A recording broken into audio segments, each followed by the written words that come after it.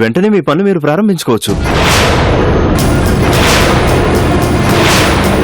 మీకు ఇచ్చిన నోటీస్ కూడా వెనక్కి తీసుకుంటున్నాను, తీసుకోండి. అందుకే నేను వచ్చా, నీకోసమే. నీ పేరుతో ఆ ల్యాండ్ అంతా అలాట్ చేసి పేపర్లు రెడీ చేసి తెచ్చా. ఇప్పుడు ఆ పెన్నుకు భయపడ్డాడు కదా చక్రవర్తి, ఆయన్ని పిలిపించి ఆ కాకి పవర్ ఏంటో చూపించి గుడిసెలు మొత్తం పీకిచ్చామని చెప్పు. ఆ అమ్మ మనం గుడిసెలేసుకున్న స్థలం కొనేసిందంట. ఇంకా చూస్తారేంట్రా? పదండి, రండి రండి రండి, వెళ్దాం రండి. కొంతకాలం జర్నలిస్టుగా చేసిన అనుభవం ఉంది కదా, కలం విదిలించి ఆ భార్గవి చేసిన పనుల్ని బయట పెట్టవు. అంటే చాలా కాలం అయిపోయింది కదా డాడీ. ఎంత కాలమైనా కలంలో సిరా ఉన్నంత కాలం చరిత్రని తిరగరాయచ్చమ్మా. నువ్వు నీకోసం యుద్ధం చేయొద్దు, ఆ పేదవాళ్ల కోసం చేయి. దేశం కోసం ఒకల్తా పుచ్చుకొని పోరాడిన ఒక గాంధీని, ఓ నెహ్రూని ఆదర్శంగా తీసుకో. ఆ కూలీల కన్నీళ్లు శాశ్వతంగా తుడవాలి అంటే డబ్బులిచ్చి ఆదుకుంటే సరిపోదమ్మా. వాళ్ళ గుండెల్లో ధైర్యం నింపాలి. అది ఈ కలంతోనే సాధ్యం. నీ ఆలోచనలకు పదును పెట్టి వాటికి అక్షర రూపం ఇవ్వు. భార్గవి ఏంటి, తన వెనకున్న ఎవరైనా సరే నీకు దాసోహం కావాల్సిందే.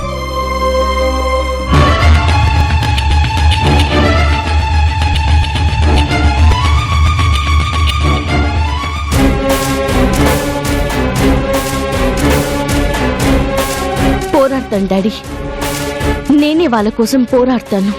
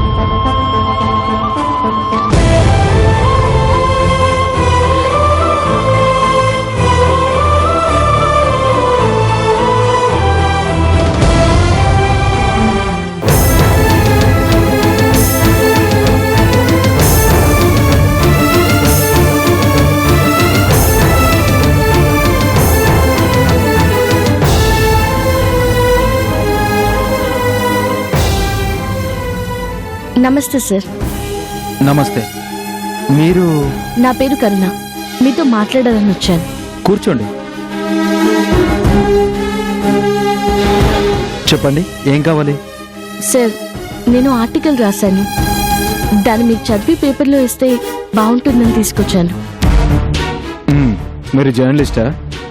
కాదండి, కానీ ఒకప్పుడు జర్నలిజం కోర్స్ చేశాను.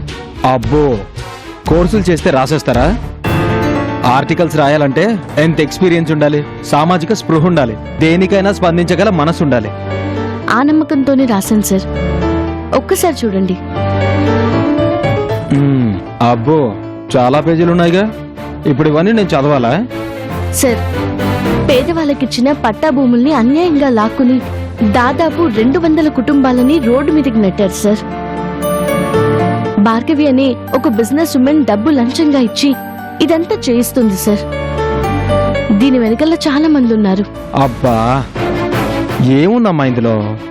మ్యాటర్ కూడా యావరేజే. ఇవి రాస్తే ఎవరు చదువుతారు? బడుగు వర్గాలు, బలహీన బ్రతుకులు. ఇలాంటివి చదివి చదివి జనాలకు బోరెత్తింది. ఏదైనా కొత్తగా రాయండమ్మా. ఎవరైనా సెలబ్రిటీల పర్సనల్ లైఫ్ గురించి రాయండి, జనం చదువుతారు. లేదు క్రికెటర్లు ఎవరితోనైనా ఎఫైర్స్ పెట్టుకున్నారని రాయండి, చదువుతారు. అంతేకాని ఎవరో పేదవాళ్ళ భూములు ఎవరో లాక్కుంటే మనకెందుకమ్మా? అదేంటి సార్ అలా అంటారు? ఇప్పుడే కదా మీరు సామాజిక స్పృహ ఉండాలి అన్నారు. ఏ అది మాత్రం సామాజిక స్పృహ కాదా? సార్ ఒకసారి మీరు చదవండి సార్. ఇదిగో చూడమ్మా, ఇవన్నీ చదవాలి. ఇవి పక్కన పెట్టి ముందు ఇది చదవమంటావా? అందుకే నాన్న ఇక్కడ సబైటర్ గా కూర్చోబెట్టింది. అది కాదు సార్, ఆ పేదవాళ్ళందరూ పిల్లలతో రోడ్డు మీద పడి చాలా కష్టపడుతున్నారు సార్. వాళ్ళు ఎక్కడికి వెళ్తారు మీరే చెప్పండి. మీలాంటి వాళ్ళు వాళ్ళ సమస్యలని హైలైట్ చేసి రాస్తే 10 మంది చదువుతారు. వాళ్ళ కష్టం అందరికీ తెలుస్తుంది సార్. సర్లే చూద్దాం. ఒకసారి చదవండి సార్ ప్లీజ్. చెప్పావు కదమ్మా, తీరిక చూసుకుని చదువుతానులే. నాకు ఇక్కడ చాలా పనుంది, నా బుర్ర తినకుండా వెళ్ళు. సార్ మీకేమాత్రం మానవత్వం ఉన్నా దీన్ని మీ పత్రికలో వేయాలి.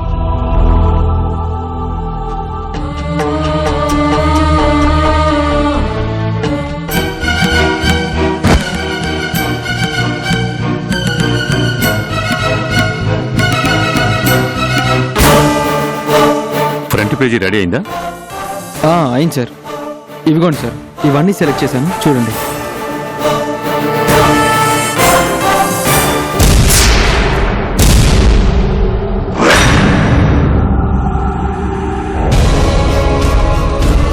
మరి ఇది సార్ అదంతా చెత్త సార్. ఎవరో కావిడ తీసుకొచ్చింది, పనికిరాదని పక్కన పడేశాను. చెత్త ఇది కాదయ్యా, నువ్వు అసలైన చెత్తవి. సార్ లేకపోతే ఇంత మంచి ఆర్టికల్ని కనీసం చదవకుండా పక్కన పడేసావంటే నిన్నేమనాలి? అది కాదు సార్, ఎవరో పేదవాళ్ళ భూములు లాక్కున్నారని రాసింది. అది రోజు మనం చూస్తూనే ఉంటాం కదా సార్. అందుకని ఇది పనికిరాదని నువ్వే డిసైడ్ చేసేస్తావా? పేదవాళ్ళంటే నీకు మనుషులా కనిపించరా? ఎంతసేపు సినిమా స్టార్ల కబుర్లు, రాజకీయ నాయకుల తిట్లు, క్రీడాకారుల పాటలు, ఇవి తప్ప ప్రపంచంలో ఇంకేవి సమస్యలు కావా? పత్రిక అంటేనే దానికో ధర్మం ఉంటుంది. ప్రతి సమస్యని కళ్లకు కట్టినట్టు చూపించటం దాని ధర్మం. పేద ధనిక అనే తేడా ఉండకూడదు. శత్రువైనా మంచి పని చేస్తే పొగడాలి, మిత్రుడైనా సరే తప్పు చేస్తే చీల్చి చెండాడాలి. అది పత్రికా ధర్మం. మనం చెప్పే సమస్యలు నాయకుల బుర్రలోకి ఎక్కాలి. అలా ఎక్కాలి అంటే ఇలా పదునైన పదాలతో రాసిన ఆర్టికల్స్ ని మనం వేయాలి. వెంటనే ఈ ఆర్టికల్ ఫ్రంట్ పేజీలో వేయండి. అలాగే సార్.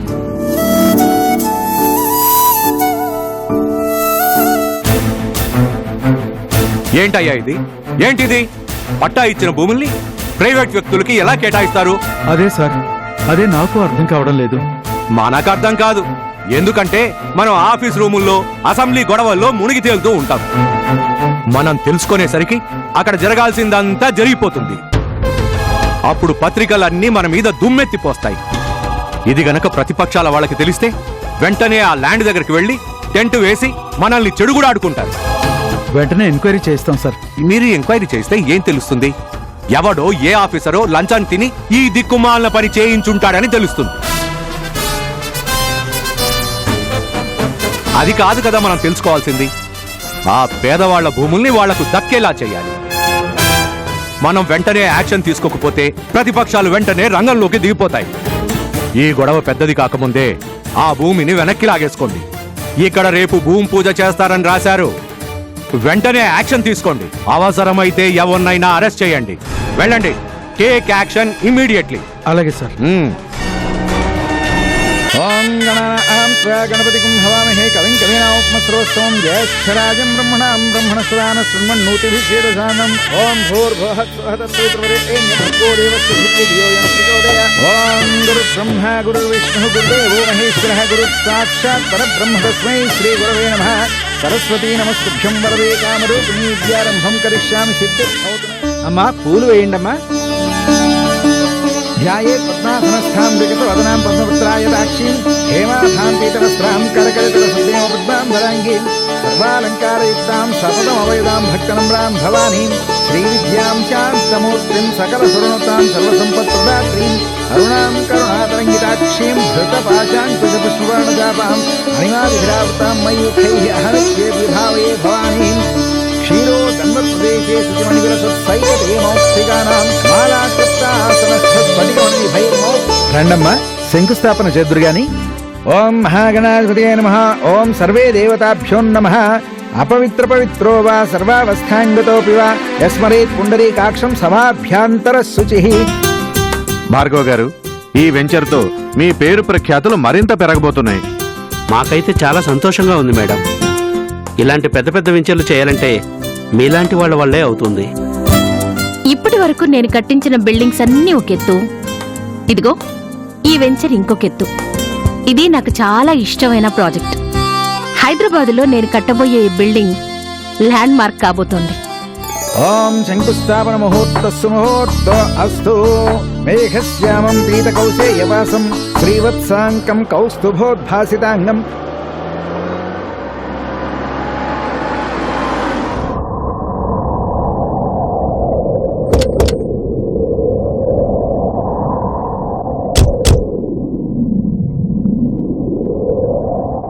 చూసారా, భార్గవి గారి ప్రాజెక్ట్ అనగానే పెద్ద పెద్ద ఆఫీసర్స్ వచ్చేశారు.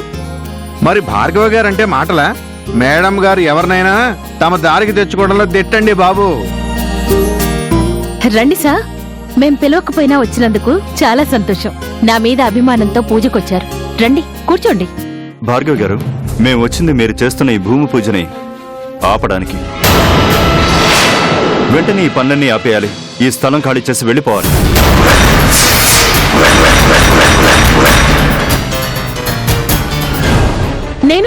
నేను ఖాళీ చెయ్యాలా? ఎందుకు? ఇది నా స్థలం. నా స్థలంలో నేను భూమి పూజ చేస్తుంటే వద్దనడానికి మీకు అధికారం ఎక్కడుంది? మేడం, ఇది మీ స్థలం కాదు. వెంటనే ఈ పనులు ఆపాలని గవర్నమెంట్ ఆర్డర్. ఏకంగా సీఎం పేషి నుంచి మాకు ఆర్డర్స్ వచ్చాయి. ఏం మాట్లాడుతున్నారండి? ఇది నా స్థలం కాకపోవడం ఏంటి? ఇవిగోండి చూడండి, ఈ స్థలం నాది. పేపర్ చూడండి. ఇది నాకు అమ్మారు. చూడండి భార్గవ్ గారు, ఇది గవర్నమెంట్ పోరంబోక్ స్థలం. ఇది పేదవాళ్ళందరికీ ఇళ్ల పట్టాలుగా ఇచ్చారు. ఇది అమ్మే అధికారం వాళ్ళకి లేదు. కేవలం ఇక్కడ గుడిసెలు వేసుకుని ఉండడానికే గాని ఎవరికీ అమ్మకూడదు. కనీసం ఎవరికి లీజుకు కూడా ఇవ్వకూడదు. అర్థమైందా? అలాగంటే ఎలా అండి? దీని మీద నేను బోలెడంత ఇన్వెస్ట్ చేశాను తెలుసా? అయితే కావచ్చు. మీరు కావాలంటే కోర్టుకు వెళ్ళండి. అంతేగాని స్థలం మాత్రం ఖాళీ చేయాల్సిందే. మీరు కాదంటే మేం బలవంతంగా ఖాళీ చేయించాల్సి వస్తుంది. ఇంకా ఎందుకయ్యా ఇక్కడ? అందుకే అన్నారు నడమంత్రపు సిరి నరం మీద పుండు ఊరికే ఉండవు అని. హైదరాబాద్కే ల్యాండ్ మార్క్ అవుతుంటే ల్యాండ్ మార్కు. పదండి, ఈ ల్యాండ్కే పెద్ద మార్కు పడింది. పదండి.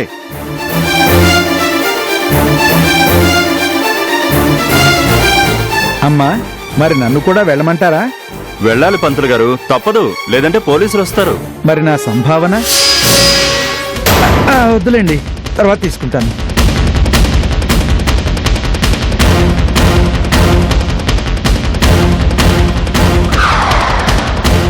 భార్గవ్ గారు, మీరు కూడా ఈ స్థలాన్ని వెంటనే ఖాళీ చేసి వెళ్ళిపోవాలి. అండర్స్టాండ్?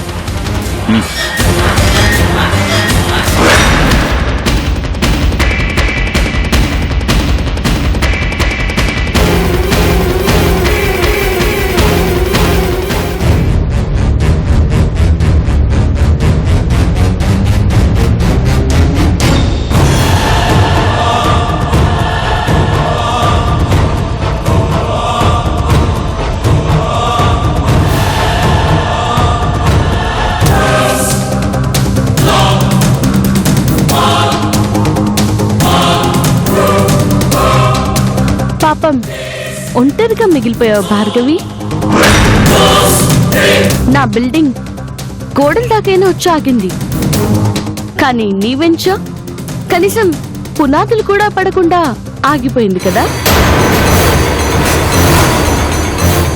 ఏమన్నావు? నా బిల్డింగ్ పూర్తి చేయనివా? నాకు కనీసం కూలీలు కూడా దొరకకుండా చేస్తావా? అది నీ వల్ల అవుతుందా భార్గవి? ఏంటి, భూమి పూజ ఆగిపోయిందని రెచ్చిపోతున్నావా? రేపీ పాటికి మళ్ళీ మొదలు పెడతాను చూడు. చా, నీకు చేతనైతే ట్రై చేసి చూడు. అది నీ వల్ల కాదు భార్గవి. ఎందుకంటే అధికారులకి డబ్బులిచ్చి కొనేస్తే జరిగిపోయేది కాదు. ఈ ఇష్యూ సీఎం గారి దాకా వెళ్ళింది. ఆయనే ప్రత్యేకంగా ఈ కేసు టేకప్ చేశారు. ఇక నువ్వు ఇటుక రాయి పెట్టినా అక్కడ నీ చేత ఊచలు లెక్క పెట్టించడానికి రెడీగా ఉన్నారు. డబ్బులు పడిస్తే ఏదైనా చేయొచ్చు అనుకున్నావు కదా, కానీ నీ డబ్బుల కంటే నా ఆశయం చాలా గొప్పది. ఇక్కడ నువ్వు స్థలం లాగేసుకుంటే కూలీలందరూ రోడ్డును పడతారు, నా బిల్డింగ్ ఆగిపోతుంది, నన్ను నష్టాల్లో నెట్టేయచ్చు అనుకున్నా. కానీ నేనే నిన్ను కష్టాల్లో నెట్టాను. నువ్వా? మరి ఇంకెవరు అనుకున్నావు? నేను నీలాగా రౌడీజాన్ని నమ్ముకోలేదు, నీలాగా కోట్లు కోట్లు లంచాలు పోయలేదు. జస్ట్ రూపాయి పెన్ను, ₹1 కాగితం ఉపయోగించాను అంతే. నీ బతుకేంటో, నువ్వు చేస్తున్న దుర్మార్గం ఎలాంటిదో అందరికీ అర్థమయ్యేలాగా ఒక ఆర్టికల్ రాసి పేపర్లో పబ్లిష్ చేయించాను. అది రాసింది నువ్వా? మరి నీ చరిత్ర బాగా తెలిసిన దాన్ని, నీ బుద్ధి లాంటిదో అర్థం చేసుకున్న దాన్ని నేనైతేనే నీ గురించి బాగా రాయగలను. నా గురించి ఒక 4 పిచ్చి రాతలు రాసినంత మాత్రాన ఏదో జరిగిపోతుందనుకుంటున్నావా? జరిగింది కదా. ఏం జరిగింది? ఇదే ఆఫీసర్ని మళ్ళీ ఇదే ప్లేస్ కి చీఫ్ గెస్ట్ గా పిలిపించి బిల్డింగ్ కడతాను చూసుకో. నీకంత ఛాన్స్ ఇవ్వను భార్గవి, ఎందుకంటే ఇది సీఎం గారే స్వయంగా పంపించిన ఆర్డర్. ఆయన గవర్నమెంట్ లోనే పేదవాళ్లకు పట్టాలు పంచారు కాబట్టి నీ ఆశలు కలలు అన్ని బూడిదలో కలిసిన పన్నీరైనట్టే. ఇప్పటి వరకు నువ్వు ఖర్చు చేసిన దాంట్లో నుంచి ₹1 కూడా వెనక్కి రాదు. నీకంతకు ముందే చెప్పాను, నన్నుగా వదిలే, అది నీకే మంచిది అని చెప్పాను. కానీ వినలేదు, అనవసరంగా నన్ను రెచ్చగొట్టావు. రెచ్చగొడతాను. ఇంతకంటే ఏం చేయగలవు? నాకు పోతే ఈ ప్రాజెక్టు ఒక్కటే పోతుందేమో, బట్ నేను తలుచుకుంటే నీ ప్రాజెక్టు పూర్తి కానివ్వను. ఏం చేస్తావు? నీ దగ్గరికి ఒక్క వర్కర్ని రానివ్వను, నీ బిల్డింగ్ ఒక్క అంగుళం కూడా కట్టనివ్వను. నువ్వు ఆపినా వాళ్ళాపరు భార్గవి, ఎందుకంటే నా దగ్గర పనిచేసే మనుషులు నేనిచ్చే డబ్బుల కోసం పనిచేయరు, నా మీద అభిమానంతో పనిచేస్తారు. ఇదిగో వాళ్ళిళ్ళ స్థలాలు వాళ్ళకే వచ్చేలా చేశాను. ఇది చాలదు, వాళ్ళు నా కోసం ప్రాణాలు ఇవ్వడానికి. ఇదొక్కటి ఆపినంత మాత్రాన నువ్వు గెలిచావు అనుకోకు చందు. నీ అసలు వీక్నెస్ అమృత. ఆ అమృత నా చేతుల్లో ఉంది అని తెలుసుకో. నువ్వు ఏదైనా పిచ్చి వేషాలు వేస్తే అమృతకి నీ గురించి చెప్పేస్తా. అప్పుడు అసలైన చందు నీకు కనిపిస్తుంది భార్గవి. చందు స్పీడ్ ఎలా ఉంటుందో రుచి చూపించాను, గుర్తుందా? నేను కరుణగా ఉంటేనే నీకు సేఫ్. నేను చందు అని బయటపడ్డాను, నీకే నష్టం. కాబట్టి అనవసరంగా నన్ను రెచ్చగొట్టకు. బుద్ధి తెచ్చుకొని నీ దారిలో నువ్వు బతకడం అలవాటు చేసుకో.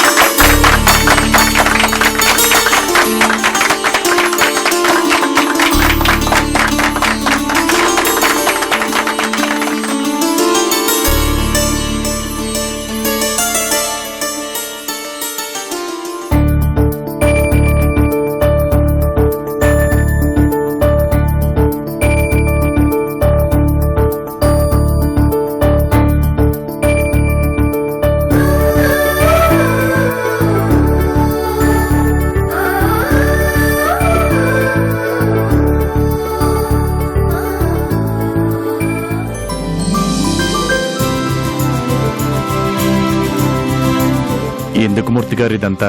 ఎందుకేంటి రాజా, మళ్ళీ ఇన్నేళ్ల తర్వాత ఆ రాజాని చూడగలుగుతున్నాం. పాత రోజులు గుర్తుకొస్తున్నాయి.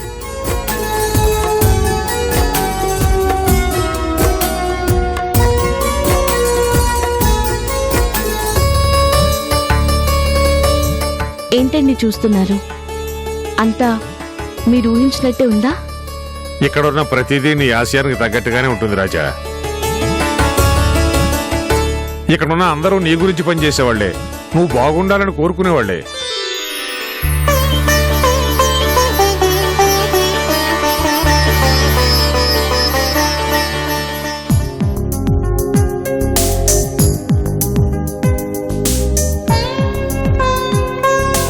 అదిగో అది చూడండి, మన స్టాఫ్ ఇక్కడ పనిచేస్తున్నారు. మేం పనిచేస్తే రాజా గారి దగ్గర చేస్తామని వాళ్ళంతటా వాళ్ళే వచ్చారు. వాళ్ళకి మీరంటే ఎంత ప్రేమో చూడండి.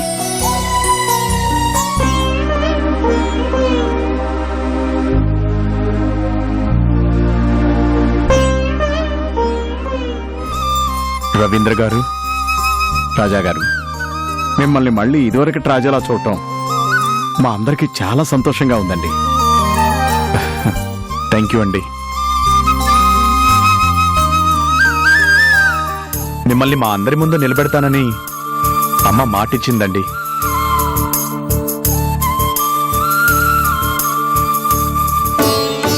అన్నమాట ప్రకారమే మిమ్మల్ని తీసుకొచ్చింది. ఇదంతా మా అమ్మ గొప్పతనమే. నిజమే చిన్న.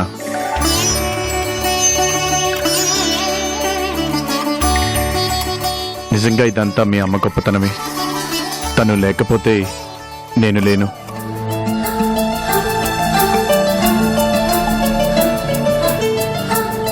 ఈ రోజు నేను నిలబడింది నా కాళ్ల మీద కాదు, మీ అమ్మ నమ్మకం మీద.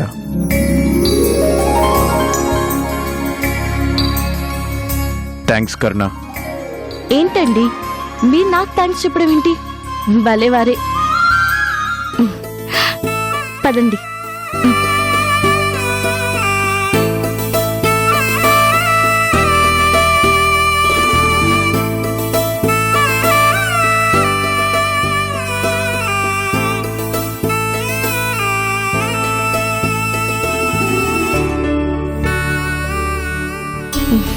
అదిగో ఆ చైర్ మీదే కూర్చోండి.